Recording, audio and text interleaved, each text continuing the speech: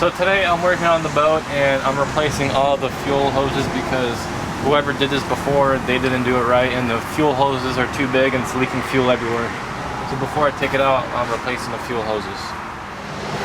Alright, so I replaced all these hoses. These are the correct size. The hoses around here, they're way too big and I have fuel leaking everywhere. And now I'm going to put everything back together. So here's the motor. I put all the hoses on and I'm going to fire it up.